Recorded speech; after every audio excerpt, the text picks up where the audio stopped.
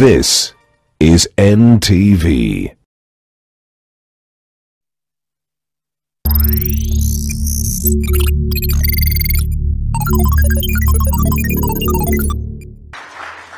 Good morning, ladies and gentlemen. Good morning. Even those who are not morning people, good morning. I hope everybody slept well and is doing well this morning. We had a lot of insightful stuff yesterday, and I'm sure everyone here can attest to that. And today is going to be, if any different, better. So we are going to be having two insightful panel discussions. Then we'll have a wrap-up and a context set up by Dr. Wale, who will be, making sure that this flight now is good to go. And then we'll hopefully get some quick views from you of what you feel some of your key learnings have been, so that we can just also understand and track what we've been doing, all right? So at this point, I would like to call up my first panel of the day.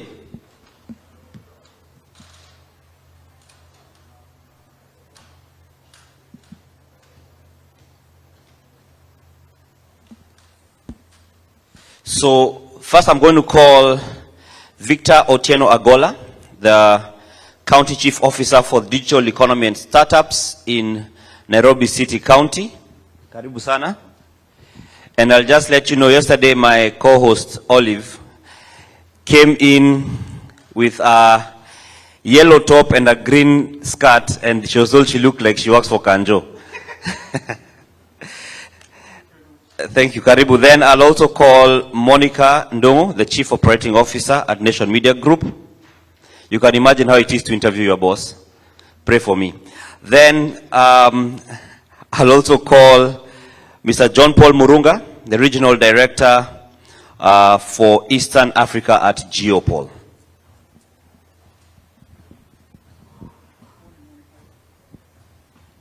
Have you seat?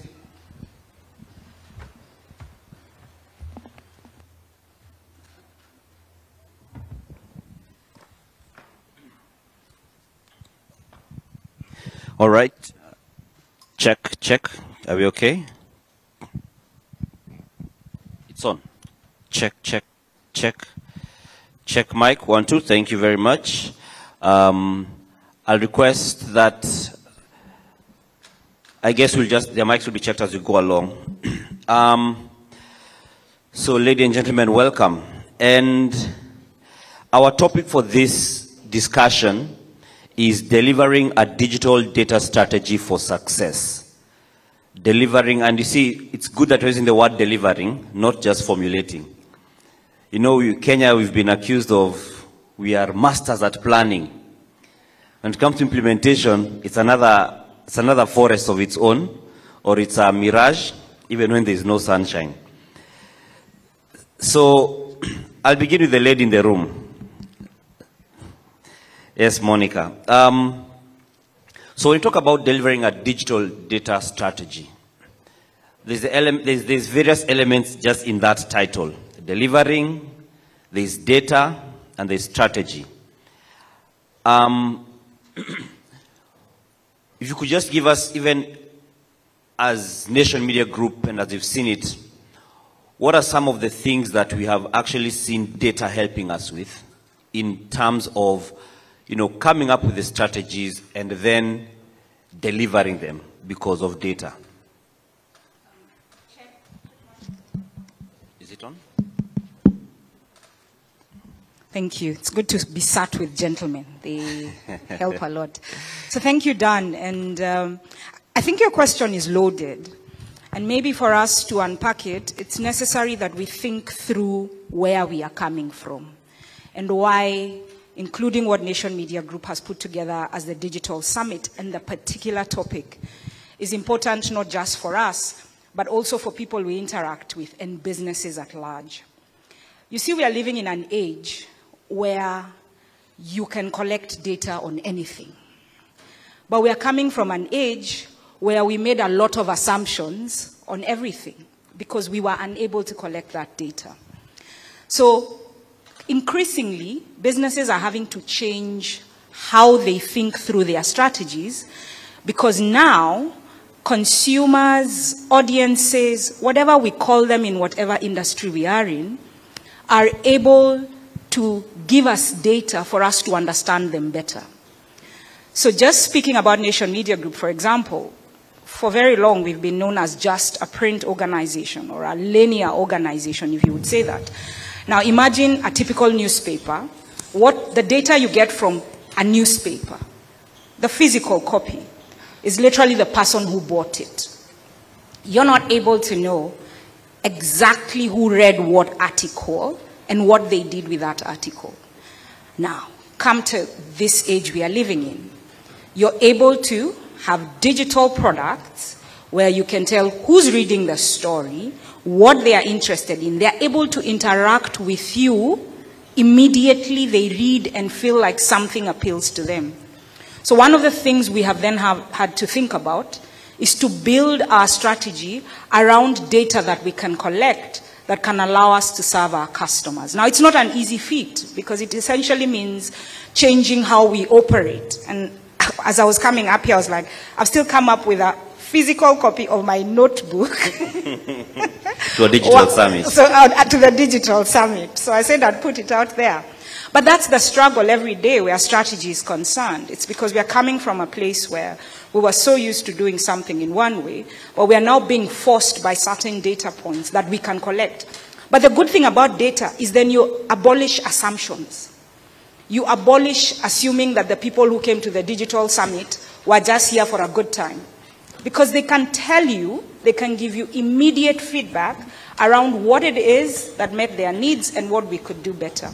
So in terms of looking at delivering a data strategy, it's thinking through it from a strategic point of view and looking at the data points that we can collect at any given day, how we can derive insights from that data, and how that data can allow us to serve our customers better. And essentially, by serving our customers better, we can build a sustainable business. All right, and we'll come back to you so we can also just figure out, you've mentioned something important about assumptions. You know, usually you'll find people will say, venye mi naona, our clients want this. Then you invest all your money there, and it's just a big black hole. And we'll get back to that. And I want to bring in Victor. First of all, congratulations on your appointment. Thank you very much. Yes. So, I mean, for Nairobi County, as the Chief Officer for Digital Economy and Startups,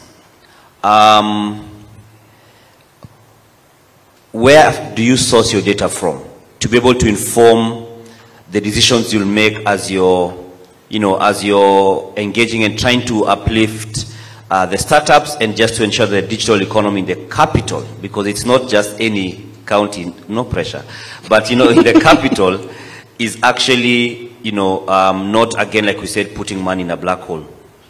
Yeah, thank you very much. And of course, it's a pleasure to be here. In any conversation, especially where we have technocrats, we tend to, you know, gravitate towards showing that we are smart by using very heavy semantics. And I think for me, from you know, as a starting point, the question that, you know, as an audience, we talk about data. Question is, what outcome do we want for data? So it's not just talking about data strategy for the sake of it. And I'll start by, you know, quoting Peter Drucker, the famous management consultant, if you call him, that what you can't, if you can't measure it, you can't manage it. Yeah, and there's another philosopher called William Thompson who said, when you can measure, you know something about it a bit more. So it means that for you to be able to understand something, you need to be able to measure it and know more about it. So that's what we are talking fundamentally in terms of data collection. If you go to the World Intellectual Property Organization, you know, it just looks at looking at their last report. We see that there are certain sectors that have invested highly on research and development. And the reason why I'm introducing research and development is for you to be able to harness data, you need to do research. So there are certain sectors that have performed extremely well. This is ICT and hardware. They have invested almost 25%, which is a quarter, across all sectors. And if you are to correlate that with the economic development, we see that in the year 2000, the biggest companies globally were, you know, around ICT were less than 25% in terms of, you know, the top 12. By 2018, that number had grown to around 58%. And if you are to correlate that to, with WIPO, we see that they are investing more on research and development, meaning that there is a direct correlation between them investing in research and the economic growth. So I think at the heart of having conversations around data is the outcome is you want to grow, and we are using data as a means for us to be able to grow. So that's that. So now coming to Nairobi County, of course, as a county government, we see that ICT innovation is playing a bigger role in terms of socio-economic development. And we see the indices. We see the Global Innovation Index where Kenya is performing very well. We see, you know, Startup Ecosystem Index again where Kenya is either number one, not number one, number two or number three behind either Nigeria or South Africa. We see Cryptocurrency Adoption Index. So there are a lot of these indices. And of course, looking at multinationals who are setting up in Kenya, we have Visa, we have Microsoft, we have AWS. All of them are setting up shop to do research, to be able to get more insights, more data in the Kenyan market as well as the African market for them to be able to grow their, of course, their bottom line. So as a county, what we are saying is we want to facilitate, you know, business across board and more so focusing on startups as well as catalyzing the informal sector using digital platforms. So for us to do that, of course, then it means that even for us, we need to be able to collect data. One of the things that we want to do, at least this year, is to have a consolidated database for all startups. So when we say the name startups, what do we mean? A startup is not a business that is starting. Yeah? So a startup is, of course, is a technical term for a business that is using technology innovation to be able to solve a problem. And a startup is not a butchery.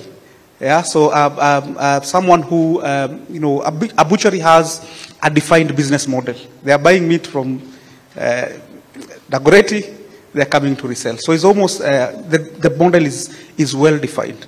But from a startup perspective, we are looking at a business, let's say for example, we remember the young person who came up with, you know, a ventilator.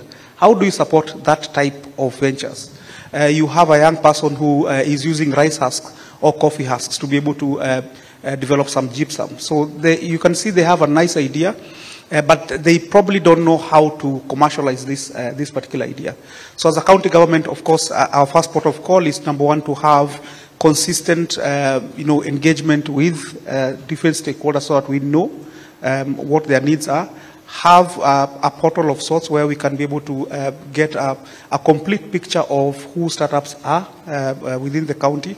Of course, then this allows us to be able to make better decisions in terms of how to support them.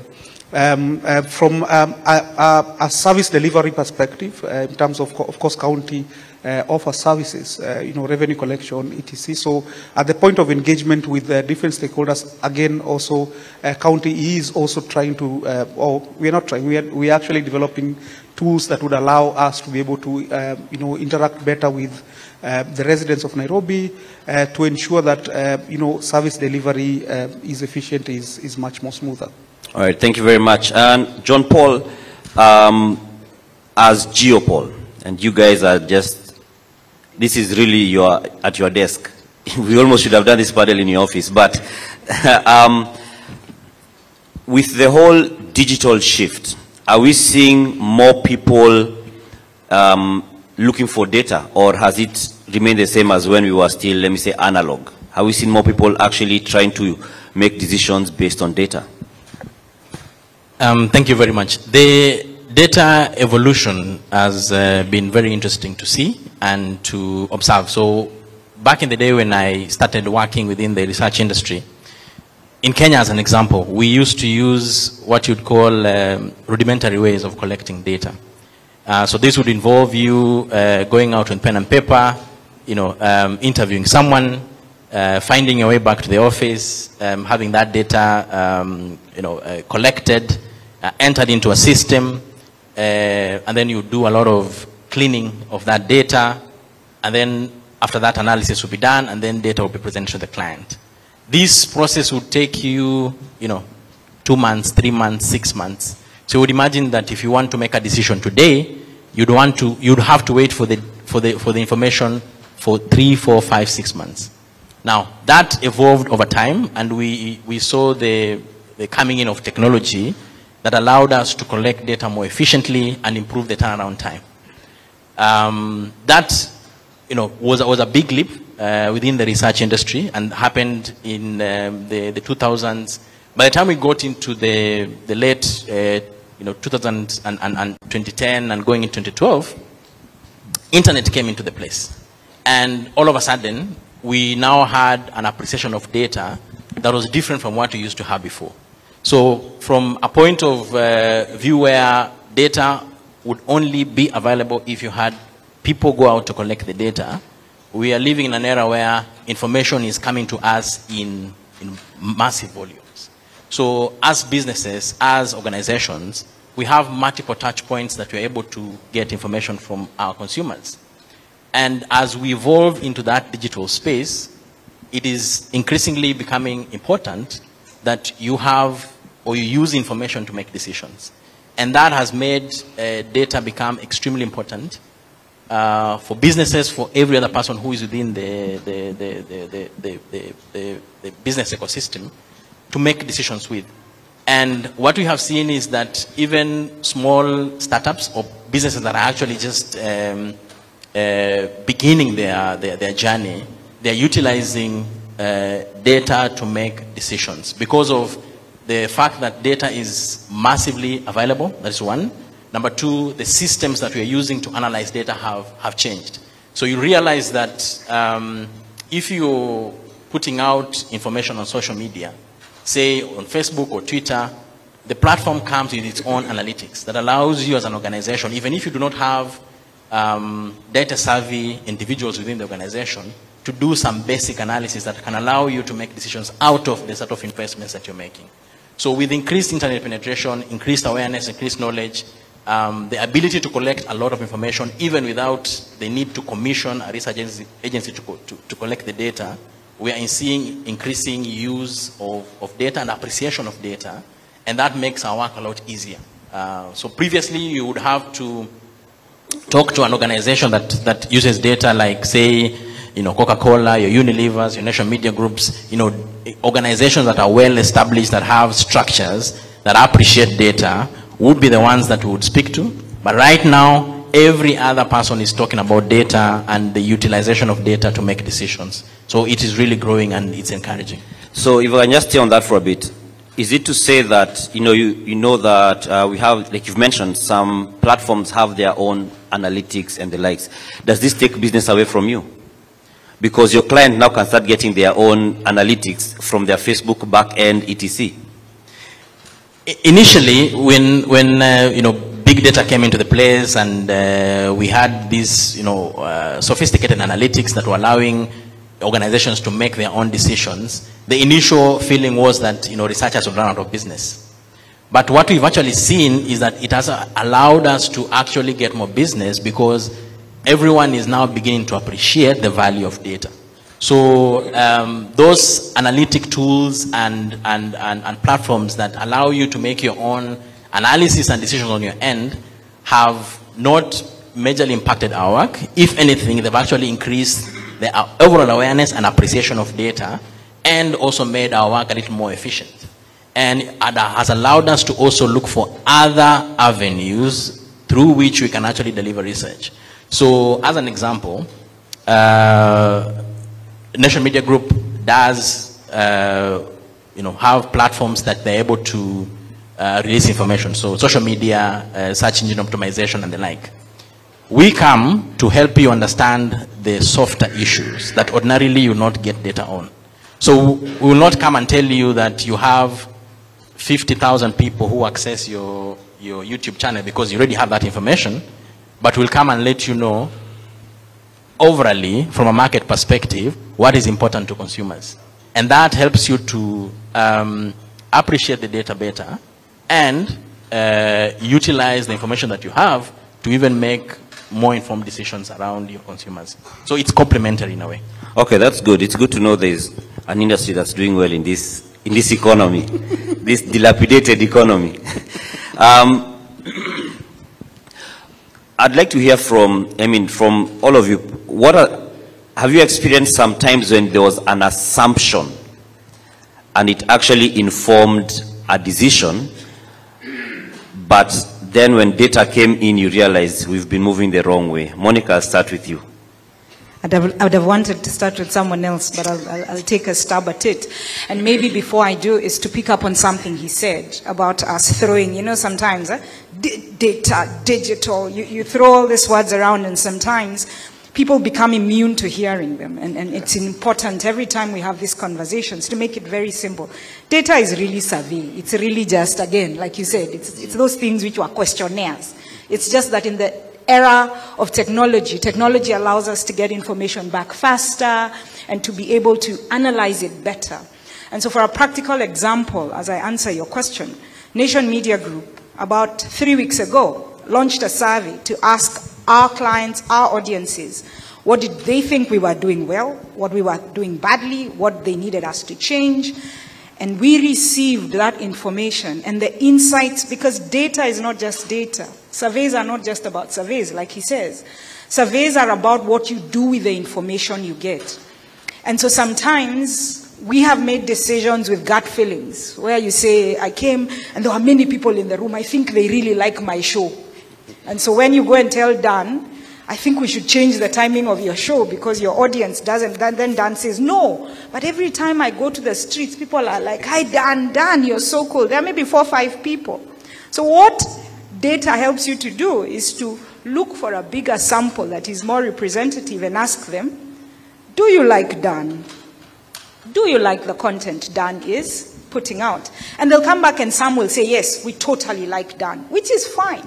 But others will come back and say, you know what, sometimes Dan spends, and Dan will tell you this is almost personal, sometimes Dan spends too much time on one story. Or Dan could have done this differently. Or can you consider the fact that Dan is very creative? We want him to do something creatively, not just your traditional way of putting out news. And with that, Dan, we go back to Dan and we tell Dan, what your audience wants is more depth in the content you're giving them. Then Dan sits with a team and creates a show. What show do you do? This is very practical, Dan. News Court. It's called News Court. Now, News Court is still a news program, but what it does is it centers the issue from the perspective of the person it affects.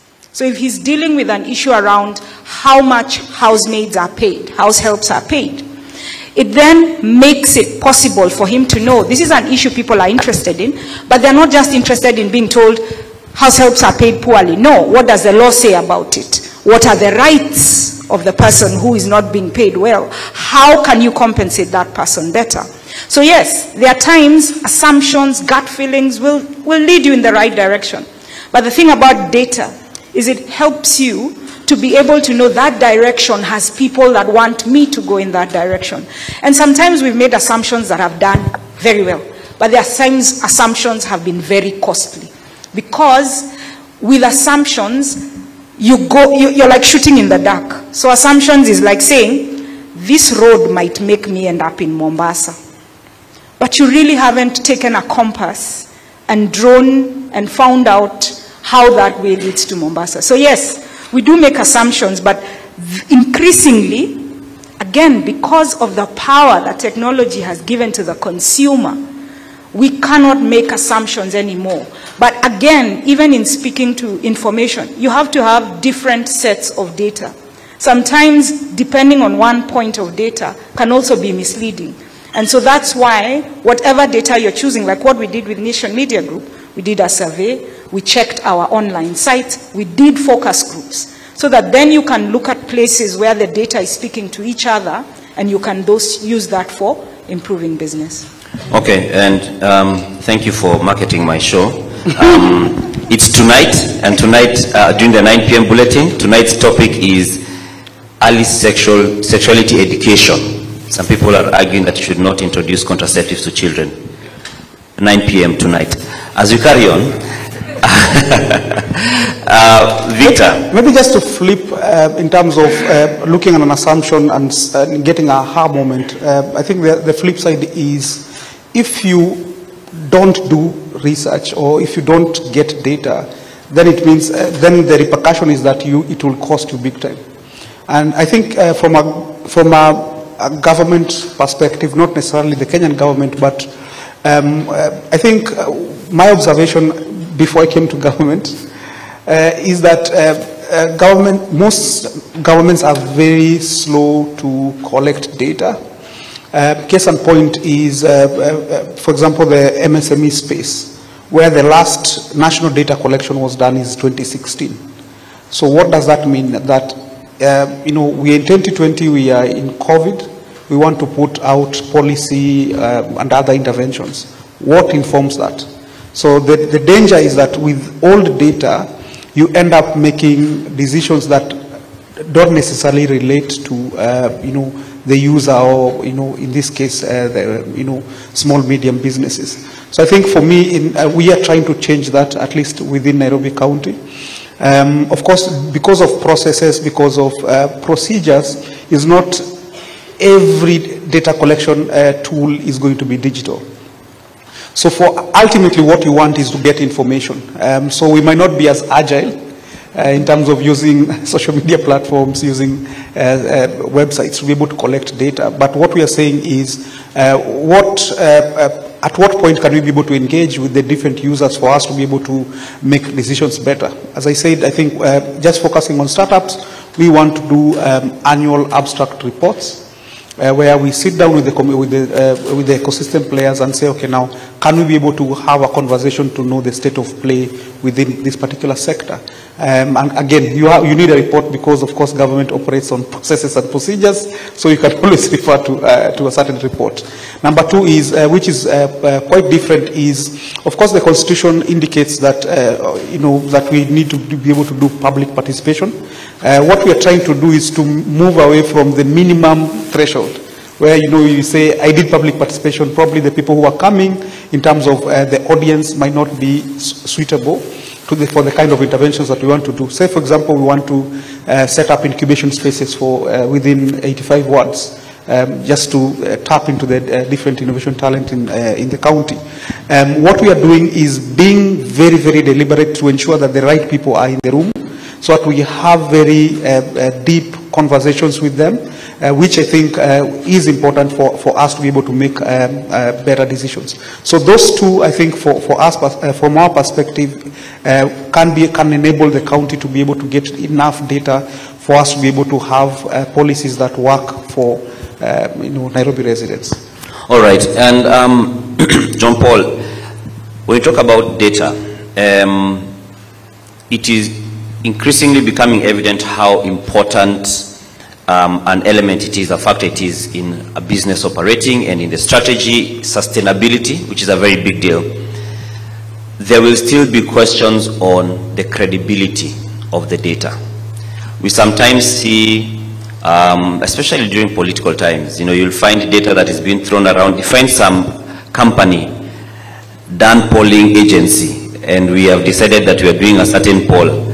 And John Paul is the one who is leading in only this set of data. Everyone else is saying something different. So how do we then how do we check for the credibility of data? So that as I'm investing in saying, Geopol, I would like you to give me some data on ABCD, I'm not throwing my money into a briefcase. That is a very pertinent question, because the opportunities and the services that we provide as data providers are things that are paid for. And companies have to, spend money. Companies have to budget for this sort of information, and it is important that the players within the industry that are providing data provide credible information. Now, that said, there are elements that are important when you're talking about data credibility. To the earlier question, let me just go to the earlier question that you talked about data assumptions, and I'll come to the issue of credibility.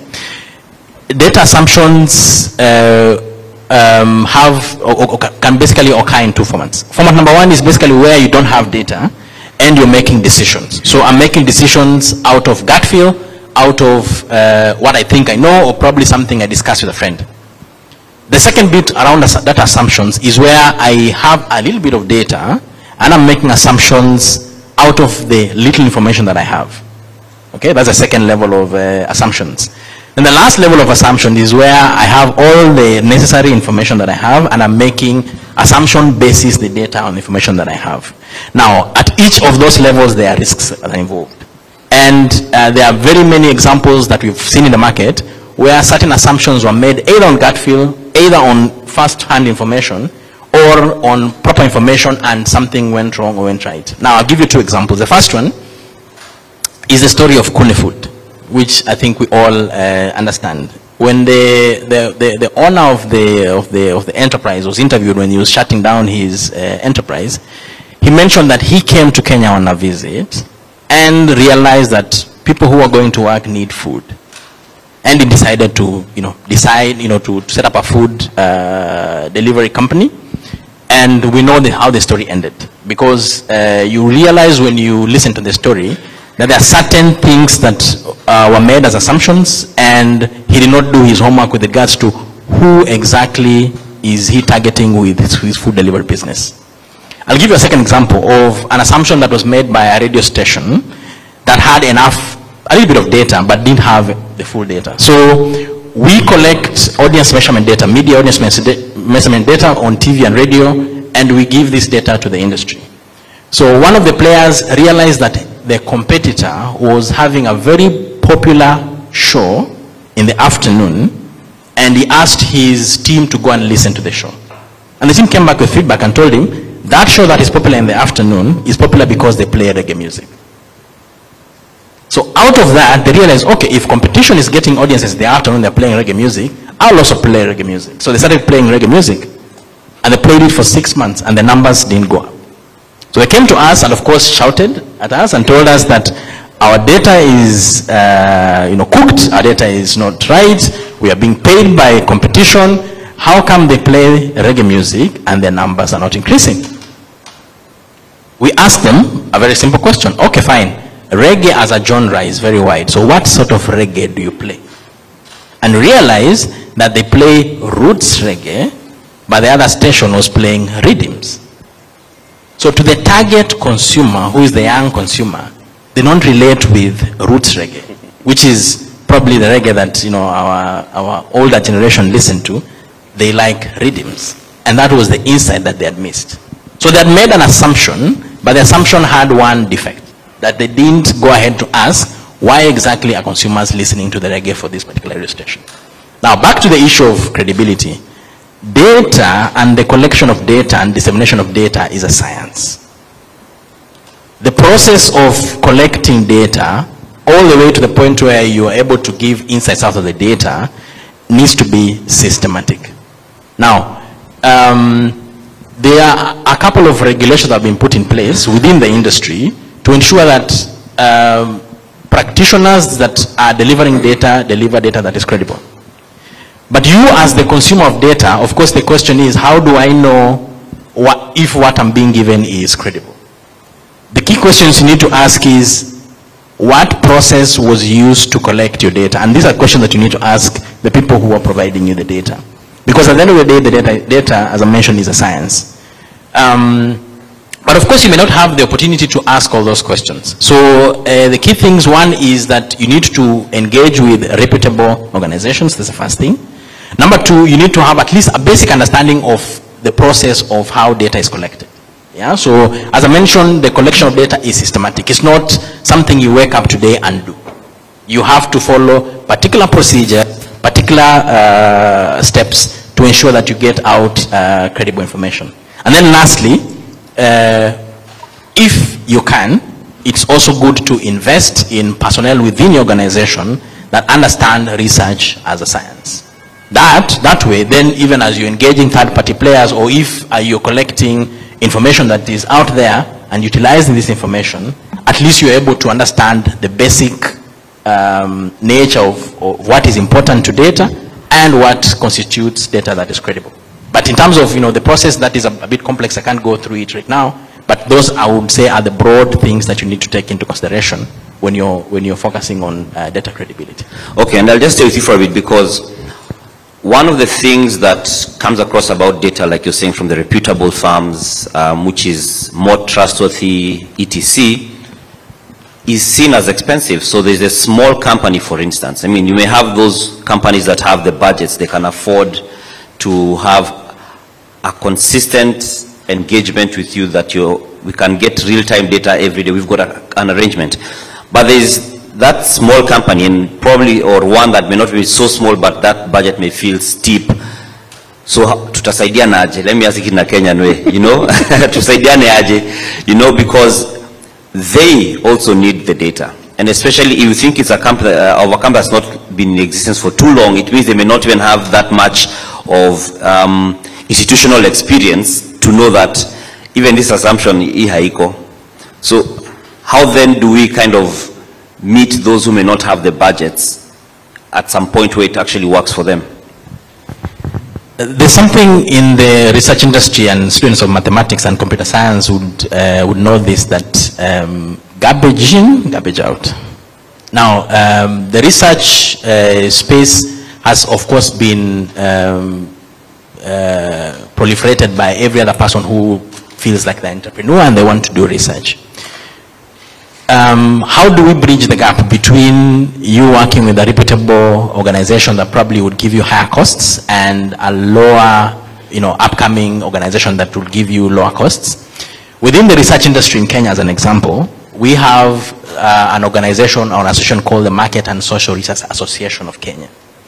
Now, the Market and Social Research Association of Kenya is an umbrella body of research organizations in the country that regulates how research is done in Kenya, as an example. And within that association, we actually have organizations that range from, your top dollar multinationals and also smaller MSME briefcase companies that do research. What would be important for an organization like, say, Nation Media Group that wants to do research and probably they have a smaller budget, and they're talking to, say, an organization like Geopol, and the budget is not, they're not able to do the research because probably the budget is small, there are two options that you can take. Number one is there are actually consultants out there that offer research services as consultants. The same way, if I want to do digital marketing, I can work with an agency or I can work with a consultant. Yeah. At the end of the day, if that consultant is reputable in terms of their credentials, they should be able to support you as an organization to do research. That said, there are very many ways that other companies have, brought in play to assist even the smaller and micro-medium enterprises to do research, and this is leveraging on technology and digital framework. So as an example, previously, if I wanted to do a research across the entire country, I had to deploy interviewers all over the country, and that would be very expensive. Right now, with technology like, say, mobile SMS, mobile web, I'm able to do research for a 10th or a 20th of the initial budget and get my results in days because of technology. Yeah? So there are solutions both for corporate big organizations and micro and small medium enterprises, even within the firms that ordinarily you'd look at and think that they're very expensive. So there are solutions. Good, thank you very much. And maybe I just wanted to add, just from a government perspective, one of the things that when we talk about data and research, from a user perspective, someone sitting in Jericho somewhere, running their business, is as a nation or as a people, we still don't appreciate the value of data. And you can see this in terms of where a lot of the people we call small medium businesses investing. The reason why you see us as a nation being what I call a a supermarket economy, is that everyone wants to buy to sell. We are in wholesale retail. We want to buy stuff from Turkey, come sell at a profit. We want to buy tomatoes, sell at a profit. And you can see this is actually why our economy really is not moving in one way or another. Yet at the same time, if you go to Keproba, Brand Kenya, they've done they have mapped out different markets globally, and they have that research sitting in their offices. If you go to Kirdi, if you go to Kenya Industrial Estate, a lot of government agencies have data. If you go to KIPI, the Kenya Industrial Property Institute, there are over 3,000 open patents that are out there. Yet we still see young people trying to innovate things that are already there. So it's just a question of going and looking at the database. There are open IPs that I can just use and do my business. So one of the things that I see from a user perspective is just the lack, either laziness or lack of awareness or information asymmetry, where research has already been done. It's not that every research you need to pay for. Is that we already have tons of research. If you go to our academic institutions, there is a lot of knowledge that is sitting there that has not been commercialized. But I think from my perspective, what I see is there is a lot of silo mentality, where to academia they have their information, they have their research done, and they sit with it. So what we are trying to do as Nairobi County is to use what we are calling incubators or centers of excellence to bring this triple helix. So bring industry, bring academia, bring government to the entrepreneur, allow them to have full information. Because I still feel that unless you're trying to do research that is of a certain nature, of a certain level, then probably you can get paid research. But I think fundamentally is we already have a lot of data, we have a lot of policies, we have a lot of organizations that have research, but yet from the small Mwananchi perspective, they still can't be able to reach that. So what we are trying to do, at least for Nairobi County, is to have at least 85 centers of excellence across the different wards, and allow entrepreneurs to come to those spaces, be able to access this information and make better decisions.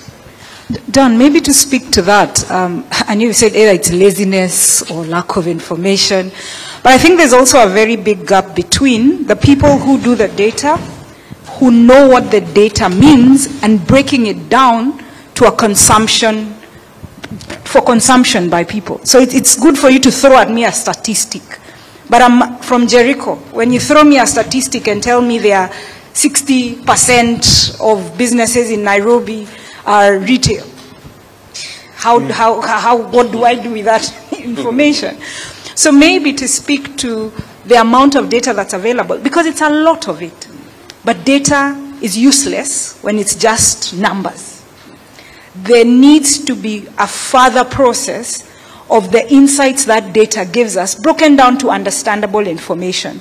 And this is not just something with government, even us in the media. When I come and tell Dan, 60% of people say they want lifestyle content, so what? I should go further and say, what does lifestyle mean to them? What do they want out of it? How do they want it to make them feel if you put it together? And those are the things that we are consistently trying to do at the Nation Media Group, where we are taking data. And now that you spoke to, 5 years ago, if you imagine Nation Media Group having data architects, data analysts, it was unheard of.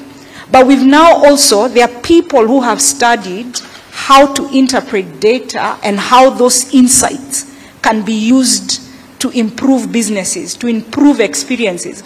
And while we might even speak about it from a very global point of view of what Geopol does and all the research that you can get from them, collecting data is as simple as asking people after a meeting, did the meeting start on time? Did it have an agenda? Did it meet your expectations? And when you give that feedback to someone, in the next meeting, they prepare better. It's also asking the person who called the meeting, did people come to the meeting prepared? Did they participate? Then you're able to know what happened out of the meeting, and in the next meeting, this feedback improves what it is you have planned to do. So one of the biggest gaps that exists with this whole thing, and that's why delivering a data strategy is not just about collection. It's about literacy. It's about ensuring that you can be able to have people who understand first what data you're collecting, how they can use this data, and the outcome you expect it to have when people use it. So that there's an end-to-end process, rather than, yes, all of us just going crazy about collecting it, and then hoping that someone sees it and utilizes it. And then that becomes a good point to pick up the next part of this. When we talk about delivering these data strategies, so we have talked about the data, so we've collected the data, and hopefully we have understood it, and yes, hopefully. You actually mentioned something, there was a report that was released. I don't know how many of us here are in the financial sector, financial services sector, the banks and the likes, insurance. Do we have any of us here? Yes. So a number of times we get the reports. I've covered business news for over a decade. And it's almost like the reports put out to the public are just for industry consumption. So you have all the big words. The other day I saw a report on the insurance sector performance. And when I shared with the team to try and put an update, no update would go up at a point because it was full of jargon. So I think there's also a question on how we communicate the data and how it's, to the expected recipient. Now talk about that. And the data sometimes will be so revealing, it shows you, so we have been going from Nairobi to Mombasa, but at a point we are on Thika Road. So it disrupts all your assumptions and all your plans. So how do we then manage getting us back to Mombasa Road when the data is saying you are very sure you had all these strategy meetings, you had getaways, what do I call retreats. You had retreats and you went and said Thika Road is the way to go. But you realize it's more efficient, it's more realistic to use Mombasa Road. And how then do we get back on track? How do we deal with such a disruptive guide that will make people feel, no, umekuja kuharibu sasa? Monica is ready. I want to start because we are in an industry that has happened to, isn't it? Yes, very much so. If we ask everybody here about the media industry, everybody will say, you know what, you guys don't listen. And it's because we were listening largely to ourselves because, the way the industry was set up, the data we were getting, we were agenda setting. And you know what happens is, data is not just about every once in a while. Data has to be consistent so that by the time if you are going to Mombasa Road and you're on Thika Road, then you have a problem, a big one. But what happens is how consistently you're listening to your customer, both the internal one and the one external, helps you to know when you start deviating. Now first, you have to make sure that you are checking your pulse all the time. As I've indicated, Nation Media Group is going through what we want to call transformation, but really it's a response to what our customers are telling us. And one of the things we are learning consistently, the reason you check your pulse, the reason if you are on a program to lose weight, you want to check what you're eating, how you're running, you don't do it every 6 months. If you do it every 6 months, chances are that you will discover the things you had set out for yourself are really not going right. And so one of the things, and technology is helping, consistently talking to customers is helping, is you have to have ways of collecting data regularly. Doing pit stops, yes, big pieces of data where Geopol comes in, people like Geopol come in, but even internally you have to have mechanisms that are allowing you all the time to check the pulse.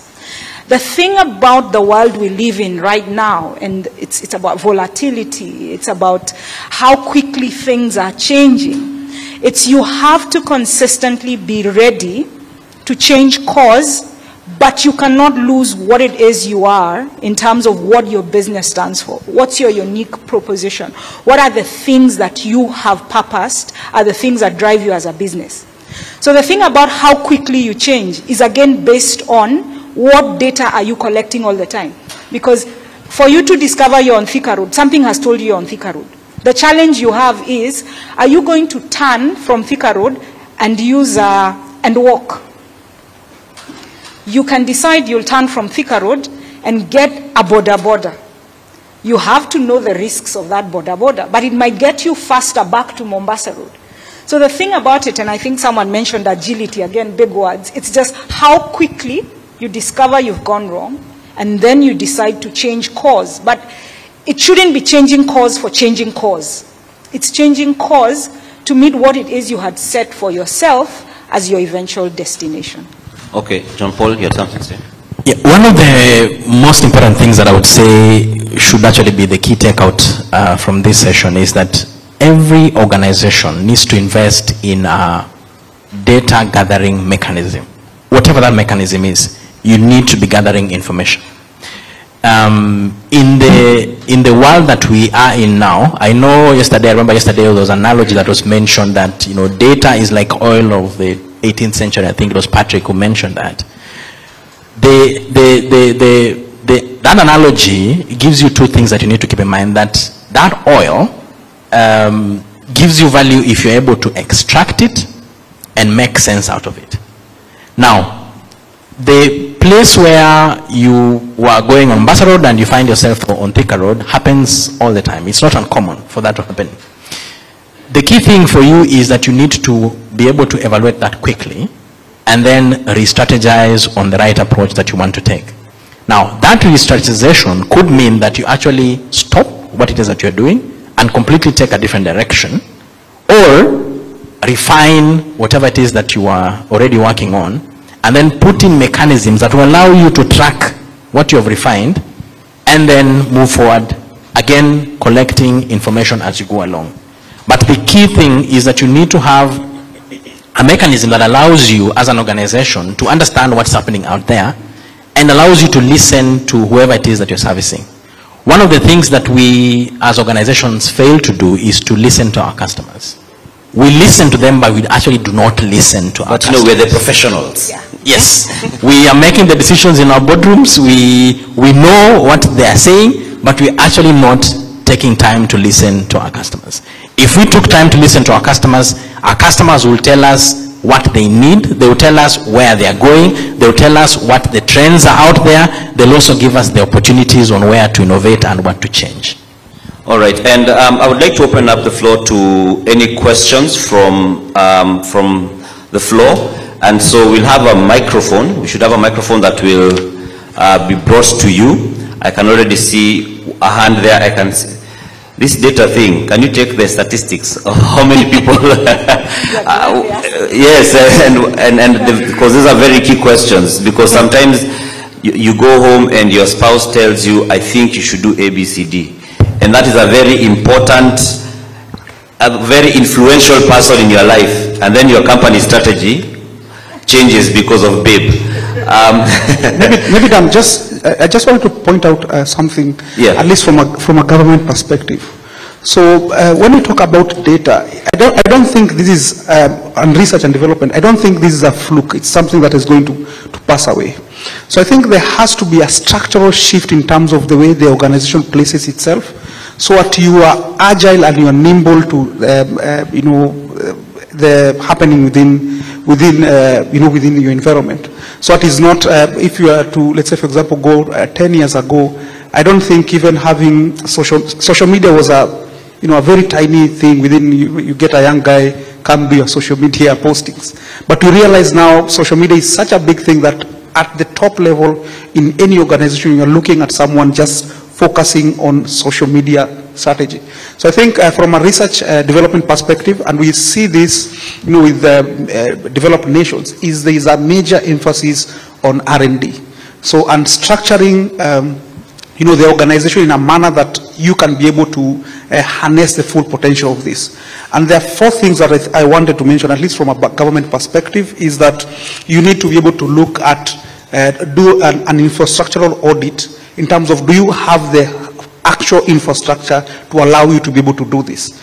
You know, whether it's having in-house R&D or outsourcing that, but either way, you need to be able to have some foundation in terms of infrastructure. Do you have the talent to be able to, you know, get, you know, whether it's data analysts, researchers, etc. As she mentioned, 5 years ago, there were no data analysts, but they realized that we need this kind of talent for us to be able to take advantage of that. Do you have an enabling environment within the organizational structure?